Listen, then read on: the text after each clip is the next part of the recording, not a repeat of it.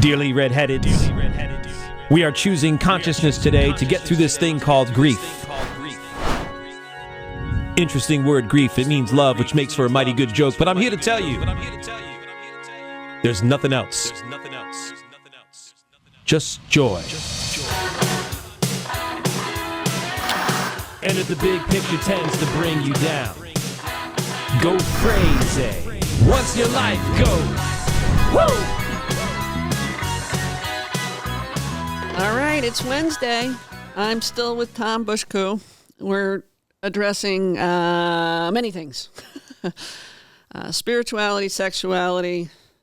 Tom enjoys working with divorced men, getting them back out there, helping them to learn dating skills.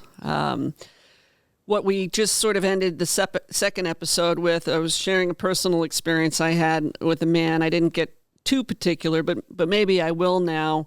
I had alluded that through 2 days of connecting, we had one phone conversation. He had a larger preference for texting. I don't. And before our second phone conversation, I very nicely said thanks, but no thanks. But what just occurred to me is when men get gross or mean, there has to be an element of self-sabotage in that, correct? For the men? Yeah. On their behalf? Yeah. Because why else? Why or some sort of vulnerability? What am I rubbing up against there?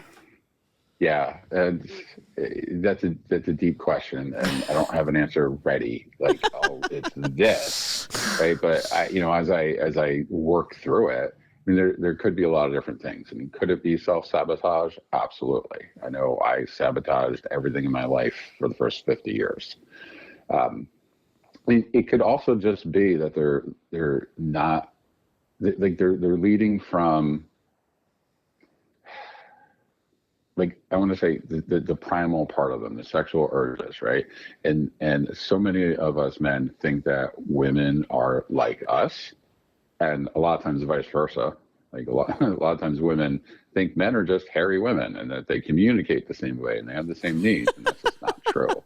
So with men, I mean, we can look at a woman and want to have sex with her. Like, for the most part, that's not true for women. They need some sort of a connection. They need to feel some emotions. Okay. So I would say that, it may be that these men haven't learned that aspect of relationships, and they're like, oh, well, we're talking, she said hi to me, she wants to sleep with me. We really do think that. Holy shit. Okay, tell me more. No, I'll be honest. I mean, when I before I ever got married, I literally would think that if a woman smiled at me and was nice to me, that there was the possibility, or not the possibility, but that she wanted to sleep with me. Because, and I think that goes a little bit back to the old nightclub mentality of, you're out there looking to meet somebody, and women are so on the defensive that they immediately like shut the door on you. And if they are open, then that means they are open.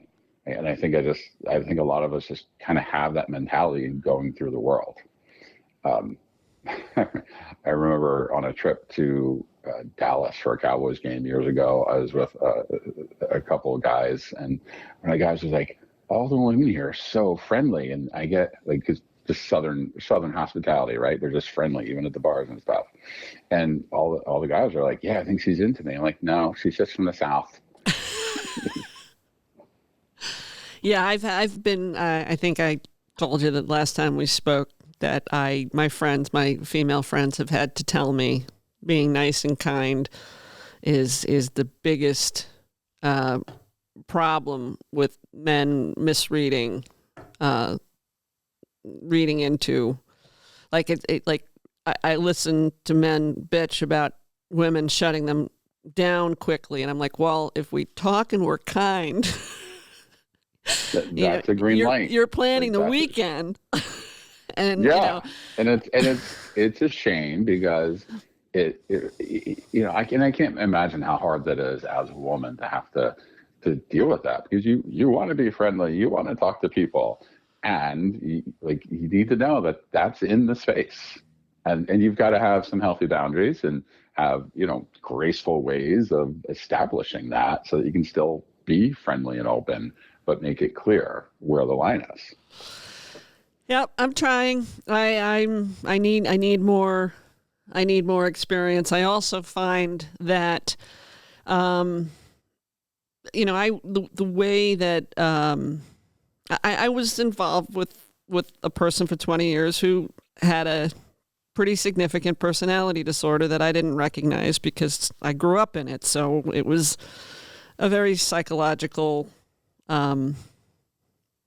just horrible things happen. And I don't necessarily want to get into that, but because those things happen and I was cheated on in ways that oh my God, ways like cheating's bad enough, but the way that I was cheated on, my joke is that once I write it all down, I want someone to roast me about it because of what I didn't know what was going on, or even when I found out how, my brain could normalize certain behaviors based on knowing how wounded the other person was. And when you're in a relationship, how you don't know enough to leave because, you're in it. Yeah. But I find that men who've been cheated on, I admit I was cheated on brutally, and it doesn't make me not want to get back on the horse. No pun intended. Yes, it was. Anyway, so, but I find men that have been cheated on are, they seem, and I could be very wrong, and correct me if I'm wrong, I guess it's more ego-oriented for a man to be cheated on than a woman to be cheated on. True? I would say that might be true. I mean, I think a lot of us men lead with our ego, and that is a big blow to it, because it speaks to this idea of you're not enough. Like, if I was enough, she wouldn't need to go somewhere else, which of course hits on our core wound of not being good enough. See, that never occurred to me when my ex cheated. Oh, it was, yeah, absolutely. I mean, I can tell you that people that have done that, it's because of the wounds that they're experienced, and it's not to excuse it, but it's their way of coping, of trying to feel better. I mean, listen, you can get into a marriage with the most amazing person, but if you haven't done this work, right, that we're talking about, it's like, again, back in my 20s, like, I'm not saying I did this, but I saw a lot of this where I just couldn't sleep with enough women. And even if they're in a relationship, oh, well, great, I feel good, I got a girlfriend, she's amazing. A month, 3 months, 6 months in, it's like, wow, I can't really soothe that hurt that's inside of me because this isn't new anymore. Let me find some other way of boosting myself up. Right? So yeah, it's ego, but ego is driven by our wounds.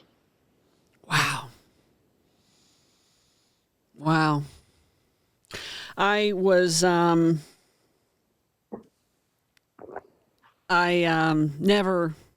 when I was in my 20s, early 20s, because I met my ex when I was 22, so I was taken off the market quite young, but I had been, going to clubs since I was 17, 18 years old. I had a lot of experience with dating and not I had enough sexual experiences, but, plenty of, could have had many, many more. Let's just say that I chose not to have. But I realize, which, now I feel like I'm 16. They were always very attracted to me physically. So I didn't matter. My mind didn't matter. What I wanted didn't matter. I was one of those women who could say what I wanted, knew what I wanted career-wise, and just gave men an inadvertent excuse to tie their wagon to my back, if you will. And if you knew my ex, which I'm not, we were so incongruent. You know what I mean? It was just like he would have told me if I was into butt fucking goats, he'd be into butt fucking goats. And at 22 years old, you just don't know that. And we were such different people, and all he had to do was say yes to everything I wanted to accomplish and achieve and be. And it's as simple as that, meaning that's how you get derailed. And now, 40 years later, I find that it's still remarkably similar when talking to men. And I think that's just the nature of that 3D human experiences, and men kind of tell you what you want to hear. And Are you saying that this long-term relationship was doing that just to keep the peace and keep things moving along, but he was being inauthentic? Totally. Yeah. Totally. I had moved down to the South. You mentioned the South, and I was very goal oriented, very motivated, very ambitious, and he just ate it up, and even, I was the one, I didn't want to get tied down. I didn't want to get married. I wanted to put off having kids. I wanted to achieve a certain amount of things before I had kids. And then when I had kids, I wanted to have enough investments in property so that I could be home with them. I mean, I was like a dream because I wanted to carry, financially carry my weight as I had been raised to. And then I wanted to create a situation to also be there for my children. I mean, it just, for women in particular, I mean, that's what a man wants to hear, right? That sounds like a great deal for a guy. Absolutely. And now it just sounds ridiculous because I didn't know. And it's what so many women do. And it's a man's world in that way because women do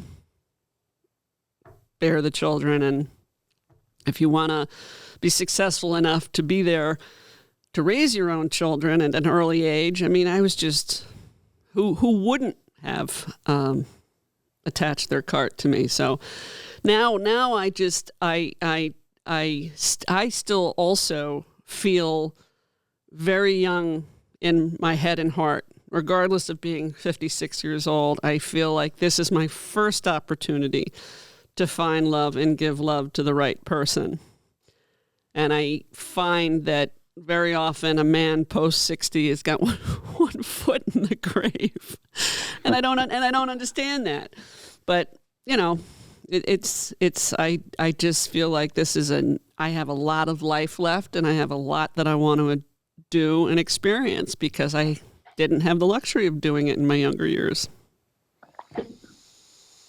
Yeah, I just want to circle back to when you were talking about the relationship, how he showed up and said all the things to. Yeah, I mean, let's face it. Like you said, that's a good deal. A woman who's financially stable, wants to take care of the kids and do all the things. So, and I'm not saying he necessarily did this, but what we as men often do is we just go along with what the woman says because we don't want to rock the boat, and we think that's what we need to do to get her love. And it comes from being raised by, post-World War II. We were all raised by moms, and then we went to grade school with primarily female teachers up until middle school, high school, and then there's some, male teachers and some coaches. But we were raised to seek approval from the feminine. And unfortunately, so many of us are momming our partner or our spouse. And we think we have to say the right thing and do what she wants and go along, and then we'll get a cookie, which could also be getting nookie. But we're not taught this, and we don't recognize it in ourselves. And the women are like, oh, well, he's just doing whatever I want. Great. But ultimately, that doesn't create a healthy dynamic because the feminine wants the masculine to lead. But, again, 2 generations of men have been taught that that's not the way to do things. So of course that's a recipe for disaster. I mean, that happened in my own marriage. I could give you countless examples of where I didn't own my voice and make the decisions I know that I should have. And I don't blame myself or hate myself for it. Sometimes it makes me sad when I think about it, but I had to go through that to get to where I am now, and to help other men get to that place. What are you finding, if you can speak to it off the cuff, what are you finding? What's important to men in a woman? Wow, that really depends on the man. Fair. And right? I mean, for some, it's looks and sex. Still. Oh, absolutely. Like, I mean, we're biologically wired for that. We want a good-looking woman because that means good genes. They can carry our offspring. Like, this is all dating older. Kids are out of the just like but that's the thing, Joanne, is it doesn't matter if you're actually in your 50s or 60s and not actively looking to have kids. The evolutionary wiring is still in your brain to seek what would be a good mate. So, as a woman who's 56, you're still going to be looking for somebody who's in good shape, who's successful financially, and all those things. And it's not just because they're physically attractive or provide security. There's a deep-seated desire to have someone who could be a good partner for creating offspring, even beyond the childbearing years. So that influences us, and it's part of why men in their 50s and 60s are still attracted to the young, virile women. It's not just because they look good. It's because there's this drive from caveman times of wanting to spread our seed. I have that where younger men are concerned. There's a younger man that disappeared for a couple of years and is back in the picture, but I know that's just about sex. I know that it wouldn't be a good use of either of our energies. Yeah. So then, the question is, what does the type of man that you want to meet look for? Right. I mean, that's really what you're asking. I am just, because, and I want to say that I know what men have told me. It doesn't necessarily translate that I agree with them, but I have men told me you're too smart. That I have heard that several times, whatever that means, and I have heard how unique I am, how my profile's so unique. There's the gentleman associated with Conversion Works who produces me, who says, "Do you realize how unique you are?" And I'm like, no, I don't think about it. I don't think about it. And right, because you wear that every day. Yeah, but it seems to be, you would think that would be interesting to men, and it's funny. No, for a lot of them, it's intimidating. Yeah, but I've been told that since I was an embryo. It's not my goal. It is not my goal, and I don't know. No, you're not trying to put out that energy, but it's because you're owning who you are. You're strong. You're different. Right? You're smart. Like all those things for a lot of men, again, who are still living in their wounds and living from ego. They can't handle that. They can't handle a woman being strong or successful. They want somebody submissive. And yet then they turn her into mom and then they get into a relationship and hand off the responsibility. So it's really a really challenging dynamic that so many of us find ourselves in. Ultimately, what men want is a feminine woman, and what women want is a masculine man. But we have to get into our own energy of masculine or feminine first in order to attract that. Yeah, and I it's funny you mention that, because I am what I would consider, and me in my own island, a very feminine woman, but I haven't felt safe enough to be that with the men that I meet. That is the key right there. That is the number one key for a healthy relationship or for dating or for anything else. women will not soften into their feminine unless they feel safe. And how do they feel safe? They've got a masculine container that allows them to feel safe. And so that, again, that's the work I do with the men, is develop your healthy masculine energy, and your woman will soften and become that feminine goddess that you want. But she can't do it if she doesn't feel safe in her body or in her mind or emotionally. And so that's why, to me, men have to lead. We have to lead the change in society and in relationships, because we've got to set the container. We've got to create a space for women to feel safe. Otherwise, the women have to man up and play that masculine role, put on their masks. It's all defensive. But when we take the responsibility and we allow a woman to be in her emotions and we don't take it personally and all those things, then she can just be who she truly is, which for most women is feminine at their core. Yeah. And see, historically, with men that I've been involved with, they love the dichotomy in me. Not that they didn't take advantage of it, but that I was of the upper echelon of strength, but also had this little girl feminine side. But I just never got to be her. But I am with myself. This last person that I was communicating with found out about the podcast, and I said, it's a persona. It's a persona. Like, if you're going to watch it, it's like, you can't tell somebody not to watch it. I just understand it's a persona. And it's not who I am. It's something that I'm doing that's a calling because I want to put more people on the path to themselves, but it's an absolute more masculine persona. You know, yes, absolutely. And you say fuck, cock, cunt, and woo, guess what? You know, it just doesn't jive. But I firmly believe that part of the fact that I have a healthy animus is important too. But definitely my anima is just it's what I wanted to ask you. I don't know where we are in time, and I'm hoping we have at least 15 more minutes. But what I wanted to ask you, and this is something I want you to think about. You don't necessarily have to answer me here.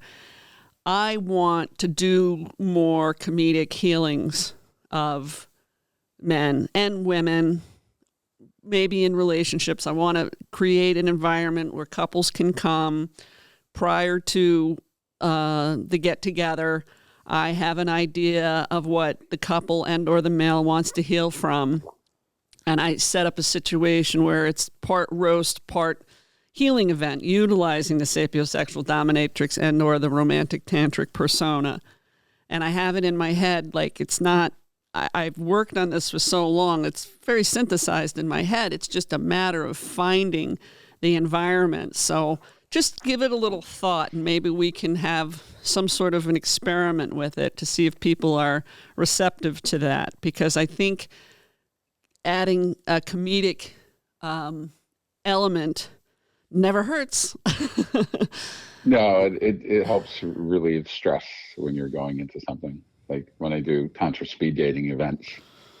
Yeah, you got it. I always throw some jokes in there because people are nervous and it relaxes them.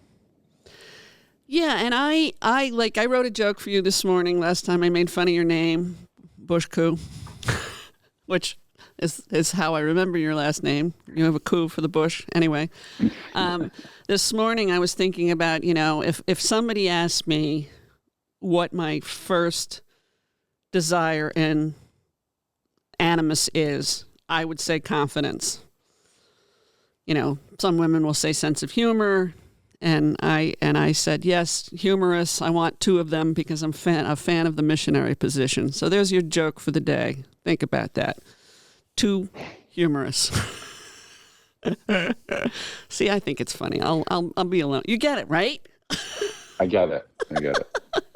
Yeah. So help me understand what you mean by animus. It's a Carl Jung thing. It's anima and animus, the divine feminine, divine masculine in all of us. So my divine masculine animus, I just want somebody very confident. I want somebody, regardless of what they've been through, is just confident and doesn't take things personally and can just show up and let me do what I want to do. I'm the type of woman, in my experience, most men want to control.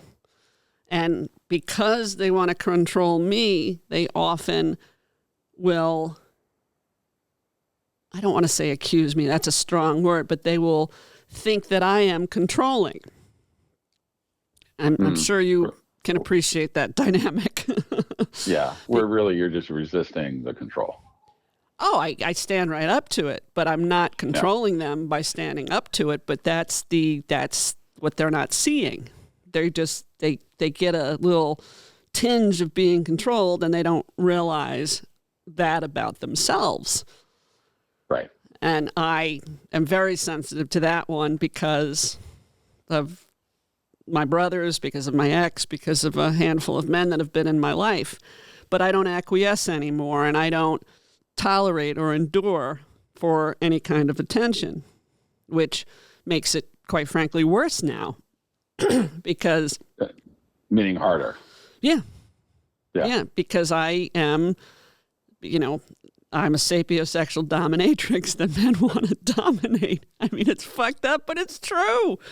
It's funny to me, but I spend a lot of time alone. And I get that vibe very, very early that somebody just, I need somebody confident, and I don't, I know men do that, or people in general do that because they don't trust. But I'm like, just trust me, try me. I'll chase you around the fucking world. That could be a big ask. Right? I know. You mentioned confidence being the number one thing. That's actually the number one most attractive trait in both men and women is confidence. Oh, bull pajuki. For a man, they want a confident woman. What does that mean to a man? I'm sorry. Now you got my funny bone. So they say that, but when they find it, do they really mean it? I think they do. And now confidence just in who they are, right? And it doesn't necessarily mean, again, you got to take into account where the man is in his journey and how he handles it. I'm not saying that they will accept it at face value and they will still try and control, and that some of that is all still in there, but it is still super attractive. Like they want it, even if it's intimidating or scary. Like you mentioned how you come across, like intimidating. Right? It's because of your confidence. And, no shit. And I was told that by a very wealthy business owner. I have had a few male mentors in my life who pointed it out to me very young. So I realize I interrupted you, but I think men will say that's what they want, but when they find it, I don't know as if it has staying power. I would say that's a fair way of describing it. Like I said, it's attractive, but can they handle it? It's still attractive to them, but you're like, ooh, it's really strong. I can't control this, but they want it. Like, do you understand the difference between attractive and, like you called it, staying power? Yeah. Hell yeah. So again, the key for a woman in that case is to find a man that can handle it. And that's why you go through your filtering process of doing these online encounters and going on the dates, and you start to get a better feel for a man who can handle that. I figure he's ADHD, a smidge of autism, whatever that means to the right man, where empathy is concerned, and I mean intense empathy. I don't mean lack thereof.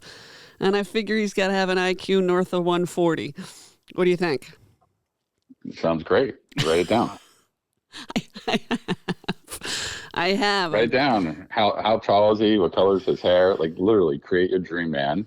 And like, I mean, I did this, and I have the men I work with do this, and like don't hold back. Like, if you're 54 and you want somebody 20 years younger, write that down.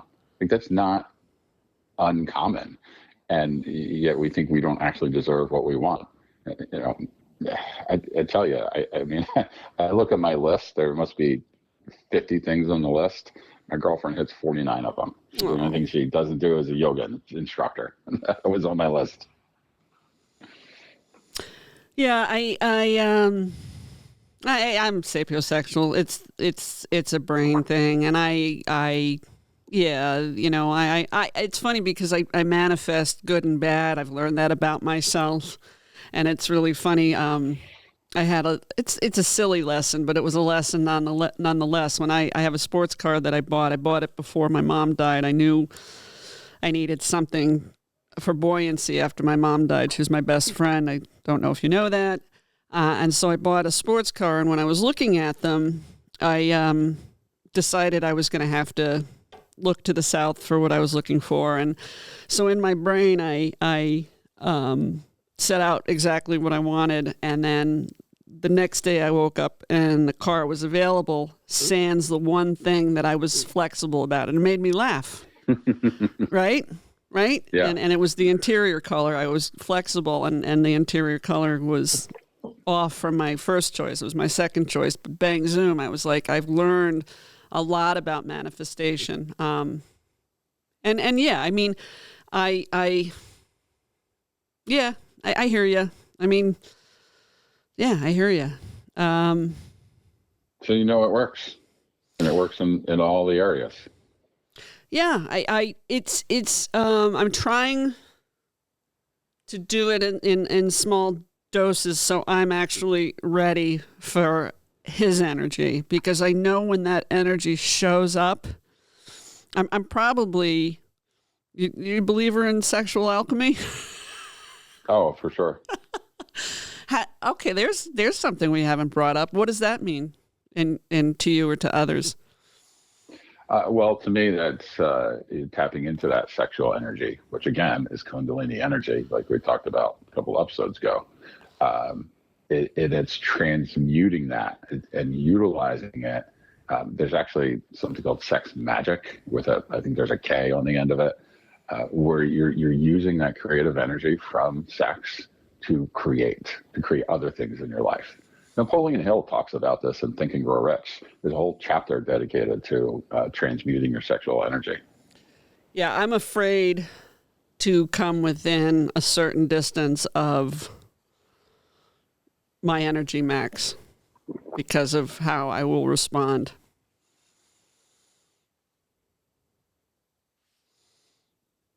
Hello? What do you mean by that? I am genuinely, if I come within a person that's, are we overtime by far? Are we over by far? Like 2 minutes. All right. Thank you. I'm afraid of what my body will do if I come into contact with my frequency or vibration. I gotcha. I mean, it's exciting. Don't get me wrong, but it's Sure. also for the first time, I'm intimidated, and I can count the times I've been intimidated by a man. Like that is. I'm glad we brought up intimidating because are women often intimidated by men, or is it the other way around more often? Well, I've never been a woman, so it's hard for me to say. I don't mean, the 8 inches in their pants. I mean, No. You mean energetically. Yeah. I think probably women are intimidated more because of the unhealthy masculine aggressiveness, the pushing, that, what did you call mean, or you didn't say perverted, but gross, you said, right? I said gross. Yeah. Right? Like we have that. I think women are subject to that more. I have never thought of that. That's interesting. Okay. So the average woman would be intimidated by that. I suspect. No, I think you're right. Yeah. Wow, that's the shit that gets me fired up. I don't respond to it or react to it as I age, but that's the stuff when men do that maybe they're trying to get me fired up, and I have the opposite reaction.